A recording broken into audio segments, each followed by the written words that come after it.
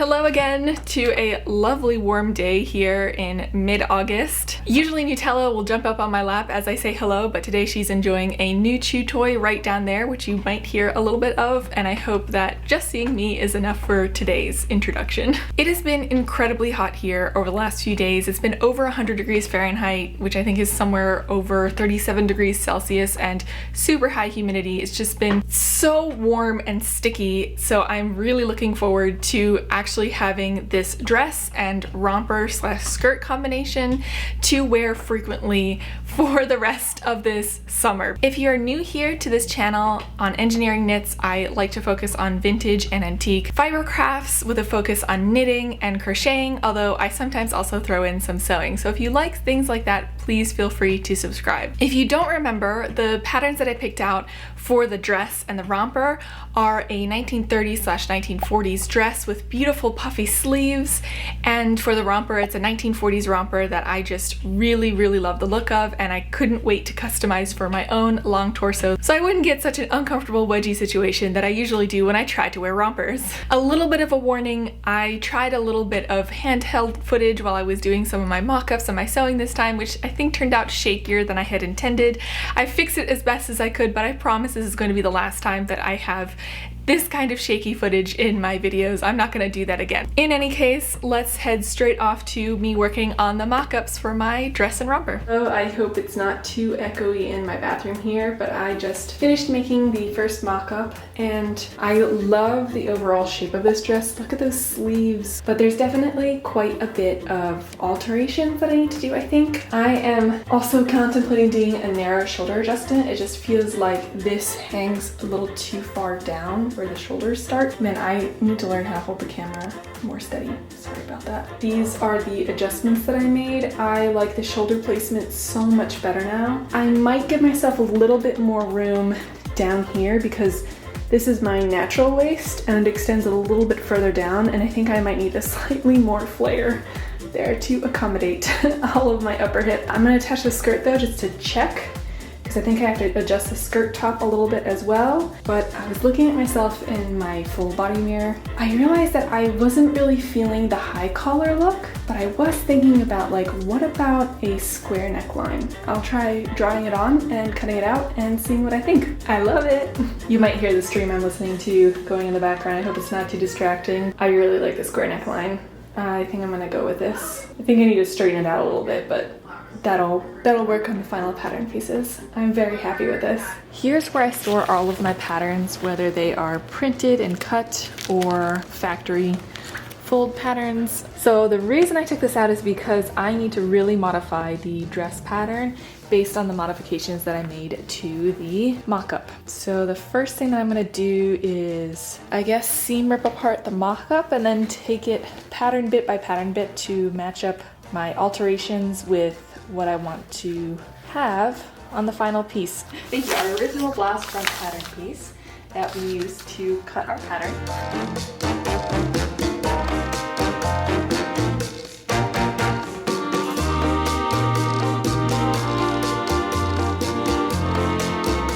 Hello again from my bathroom. I guess we're doing most of this video from my bathroom.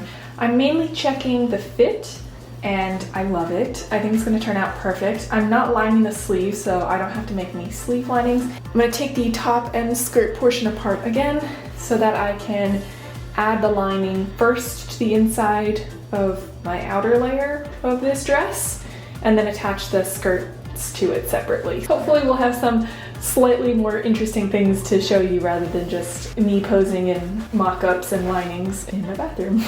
Okay, see you in a little bit. I don't think I've shown you this yet, but this is the fabric that I've chosen for my 1930s/1940s dress, and I think it's absolutely gorgeous. It is a white cotton, but it has a very subtle stripe to it that's woven into the fabric. Also, yes, I know it's typically better to iron your things before you cut out your pattern pieces, but sometimes I just don't. I have the energy and will to do the cutting, just not the ironing, and I will take advantage of any bursts of energy that I find.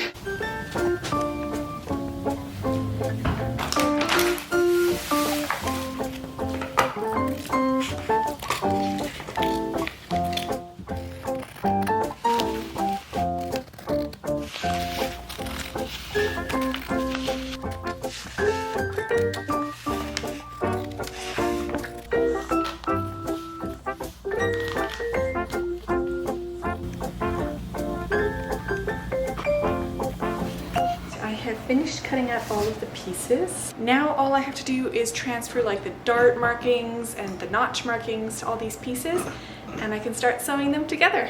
So something that I was noticing when I was stitching the lining portion of this dress is that the needle that's in here right now in my machine is quite thick. It might be a little difficult to tell, but it's creating quite large holes.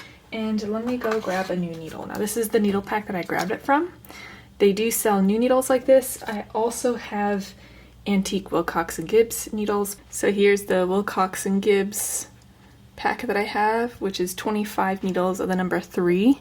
So if we compare, on the right is the antique needle and on the left is the new needle that I have. And I don't know if you can see it as clearly as I can see it, but for me on the right hand side the needle is much thinner and it doesn't flare out quite as much as it does on the left. So I'm going to try out the antique needle just on this particularly delicate cotton.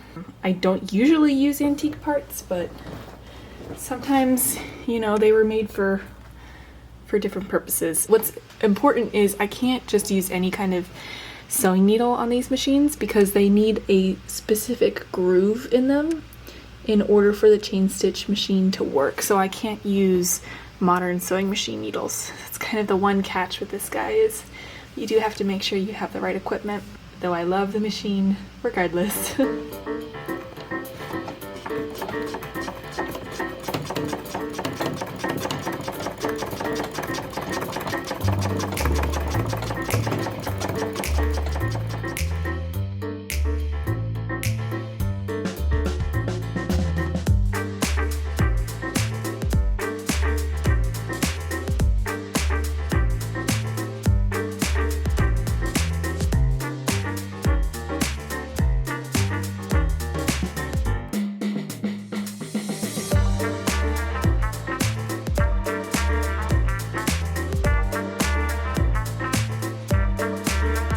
Now that I was done with a majority of the sewing for the dress, I was a little bit at an indecision point because I couldn't figure out what I wanted to do for the neckline of this dress.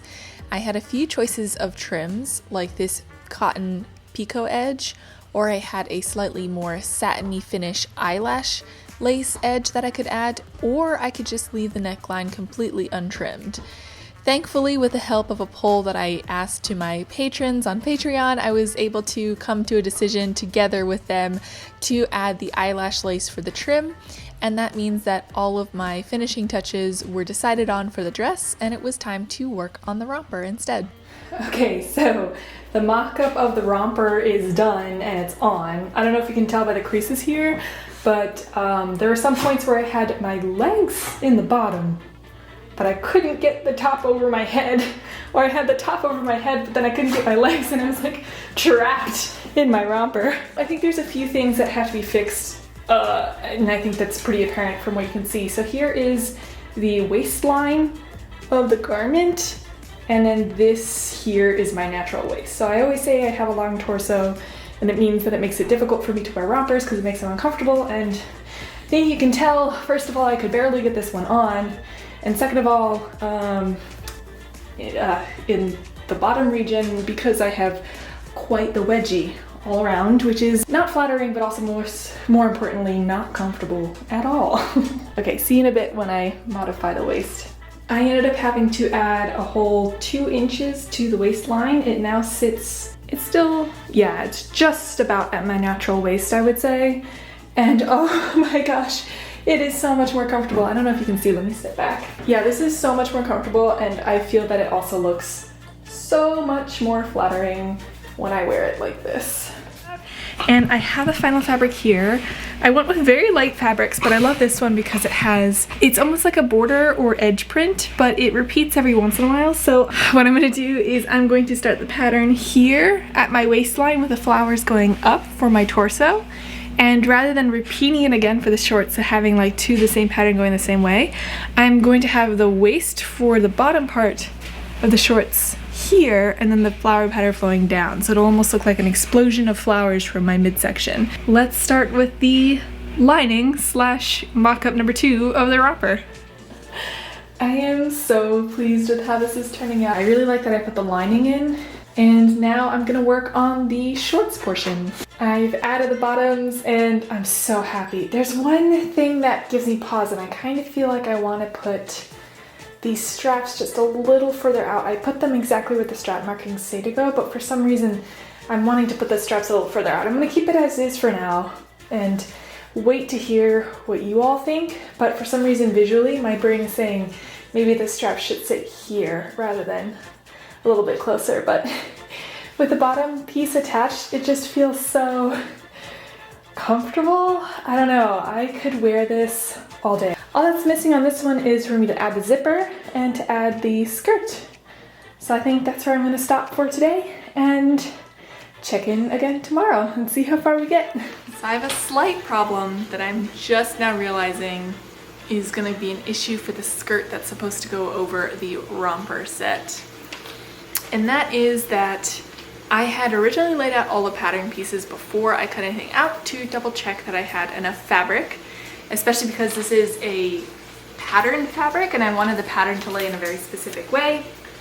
I bought as much as I thought I would need, and I have the skirt panel laid out, let me show you, and it fits perfectly from edge to edge on this last bit of fabric, which is fantastic, right, Miss Helen? What I didn't read more carefully was that on the other side of the pattern over there for the skirt, in Nutella's butt direction, it says place on fold. And I didn't take a second to look at that. I should have realized that one panel of this size would not be enough for a gathered skirt. I don't know why I didn't double check with myself. I guess learn from my mistakes. Hopefully I will in the future. Just double check the fabric that you are planning to use against the pattern that you have. So with that decision basically made for me at the moment, I think that I'm gonna call it good for my dress and romper. I don't know if you can hear it, but in the background, the romper and the dress are in the laundry. I'm going to let that wash. So once those two things come out of the laundry, and hopefully maybe I'll have the time or energy to do a good press, we can see them in the final reveal.